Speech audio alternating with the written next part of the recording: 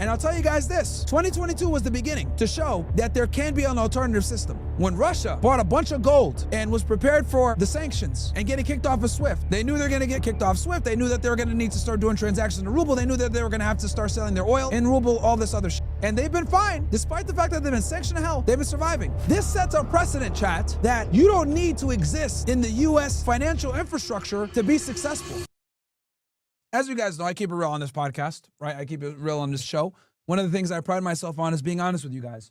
Even if that means I have to disclose ugly realities and ugly truths when it comes to the United States and our foreign policy, which, to be honest, is run by Tel Aviv. But there are some other things that we do that, quite frankly, create problems. And as you guys know, I am a non-interventionist. I am not a fan of intervening in foreign affairs, and I am not a fan of, quite frankly, what we're running right now, which is gunboat diplomacy, okay, with what we did in Venezuela. And the reason why is because what you guys need to understand, right, and this is going to be a very ugly truth, but Americans need to understand this, okay?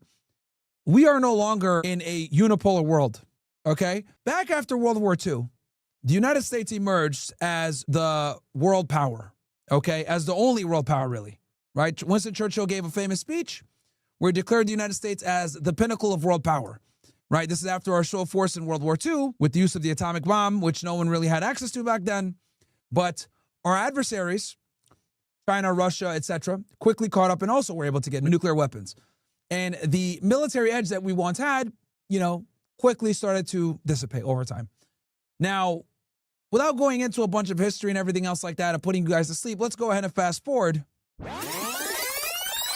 where we are now. If you think that the invasion of Venezuela was for liberation of Venezuelan people or to combat and arrest a violent dictator / drug trafficker, well, you're an idiot. The real reason we invaded, which I think even the Trump administration admitted, was for the oil.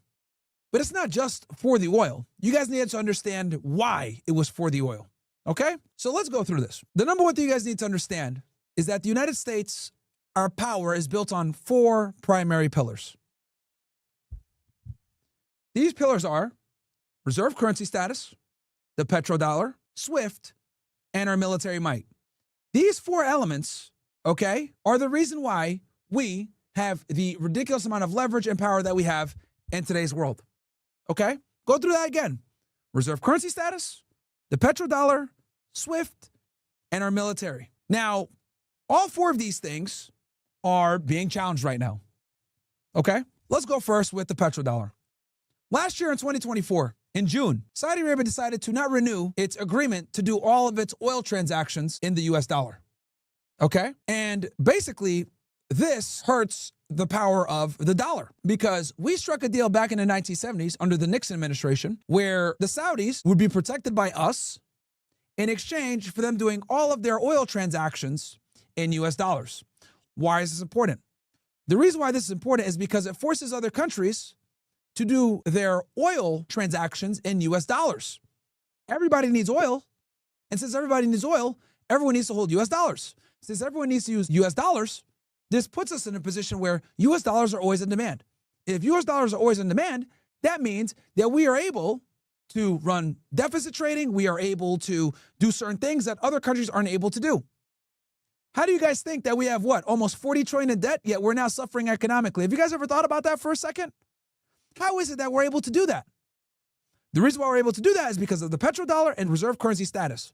This is what's called the Triffin dilemma, where if you are going to be the world's reserve currency like we currently are, you are always going to run into debt, okay? So to be honest with you guys, this whole national debt, $40 trillion in debt, blah, blah, blah, it's kind of unavoidable, okay? And we've let it exceed quite a bit because of all the foreign wars in the Middle East. That's a whole other conversation. What you guys need to know for the purposes of this conversation is the US dollar is no longer backed by gold. Since the US dollar is no longer backed by gold, it was backed by the petrodollar. One of the reasons why it was backed. And the Saudis had agreed to do all their oil transactions in US dollars. This is important because it props up the US dollar.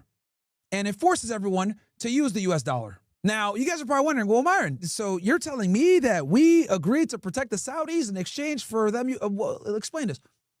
What you guys need to understand about the Middle East is, in the Middle East, the biggest fear for any king, sultan, dictator, autocrat, whatever it is, their biggest fear is being overthrown, okay? That's their biggest fear. As you guys can tell, Arab niggas, Let's be honest. They're hard-headed. And I can tell you guys this as a fellow Arab. Okay? Niggas are hard-headed. They don't want to listen to nothing. So the biggest fear in any Muslim Arab majority country a lot of the times tends to be being overthrown. This is why Arab militaries always lose conflicts. I'll tell you why. Because they prioritize loyalty over competence. So let's say Muhammad is the dictator or the king. He will put his buddy, Ahmed, as the head of the treasury. Well, the problem is that Ahmed never went to school. He could barely add. Okay? Then he makes his other buddy, Amir, all right, the head of the military. Well, he doesn't even know how to shoot a gun. Well, he's loyal. So what ends up happening is they favor loyalty over competence. This is why so many Arab militaries are weak and they lose all the time. You know, they're not competent. It is what it is. Niggas always take L's. It is what it is, right? So the Saudi Arabian government and the royal family is terrified of an uprising, being overthrown, etc. So the U.S. came in and said, look, we will guarantee your security. You will always be in power. Don't worry. But you just have to do oil transactions in dollars. Cool. And this is an agreement that lasted for decades, 50 years plus. One of the crazy things that Nixon was able to pull off. So that explains the petrodollar. Reserve currency status. Since the United States has a very strong military, we have rule of law, right? We have a democratic government. You know, things are just done a certain way, right? We have reserve currency status. This means when people do transactions all across the world, whether it's for commodities, global trade, etc., they use the US dollar. The US dollar is kind of the default instrument used to purchase commodities when it comes to international trade outside of the petrodollar. So the petrodollar is a component to reserve currency status and obviously reserve currency status from commodities. This keeps dollars always in need, okay? Now, the majority of transactions used to be done by the US dollar, but now the US dollar accounts for something like 50 to 60% of global trade. Why? Because BRICS is rising up, okay? BRICS is, think of it as like a alliance between multiple emerging world powers that want to challenge the hegemon of the US dollar. Okay? Next is SWIFT. I'm going to make this very simple for you guys. SWIFT is basically this. Think of it as like a toll, right? In order for you to do a financial transaction, right, you must go through this toll. That toll is the SWIFT system, which is run by the United States. You want to do a financial transaction, you want to send money somewhere, etc., you got to go through this toll, which basically subjects you to the American financial system. Okay? That is what SWIFT is. It's the most efficient, dependable, reliable financial institution in the world. We'll just say that, right? To make things very simple. So if you want to do a financial transaction, you got to go through this toll.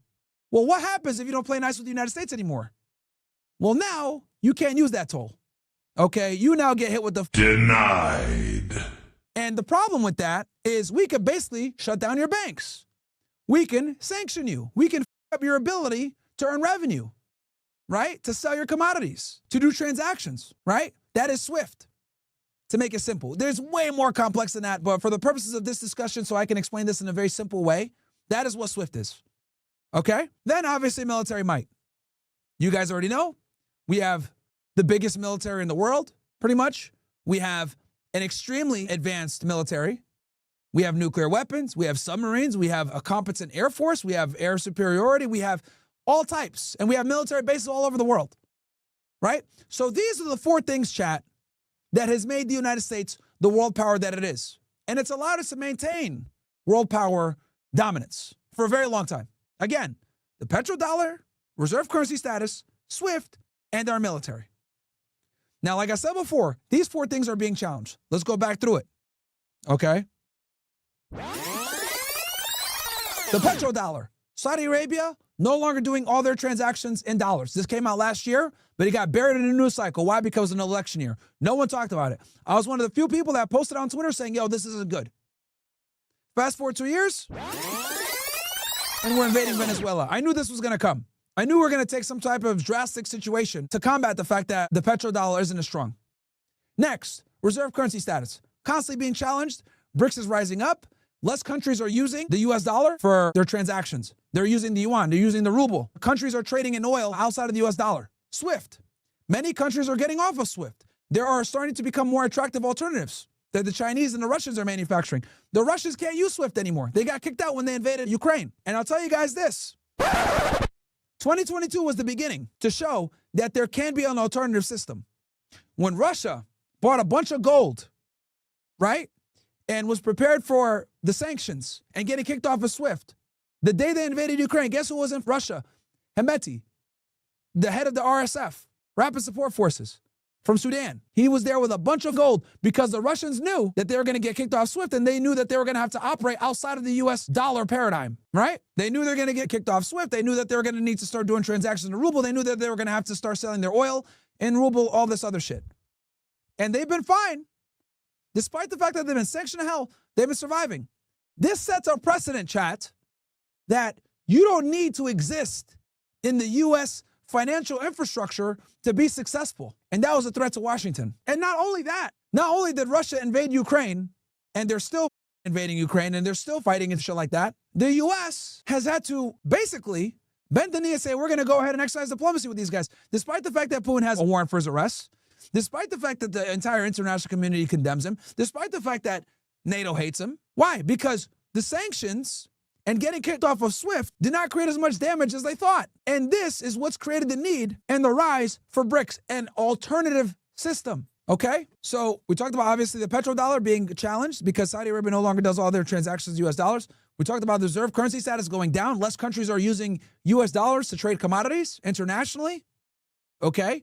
More banks are buying more gold. Why do you guys think gold has been going up in price? If you guys notice that, gold has been spiking. Gold has been spiking because Trump has been issuing these tariffs. Foreign policy has been a little bit shaky, having issues with all these countries. So they're like, we don't know if we can rely on the US dollar system as much. Let's go ahead and hedge our bets. Let's go ahead and start buying some gold. BRICS has been rising. Russia's shown that you don't need to deal in dollars to be able to still make your economy thrive. Russia had the 5th strongest economy for a period of time, despite being sanctioned to hell. So they proved that you do not have to exist within the U.S. financial monster to survive, right? You can be sanctioned to hell and still operate and still have a thriving economy, which Russia proved that you can do. Tucker went over to Russia and showed this. Food is still stable priced, cheaper than America. It's not pouring up like people think, right? When Americans go over there, they're like, holy shit, it's clean, it's safe, there's no issues here, blah, blah, blah. Obviously, the American propaganda pushes out Western propaganda. Hey, Russia's evil, they're poor, blah, blah, blah. It's not true, bro. They have a very strong economy, despite the fact that they're sanctioned to hell. And then, obviously, the military might, right? Which even the military might is being a little bit, Guys, there's like 7 countries fighting against Russia right now, and they still can barely hold the line. So even our weapons technology, right, is being challenged. So all 4 pillars of American supremacy have been tested and challenged and shown that they're not impenetrable. Petrodollar, reserve currency status, SWIFT, and then the military might. Those are the 4 pillars that the United States has always built its power upon.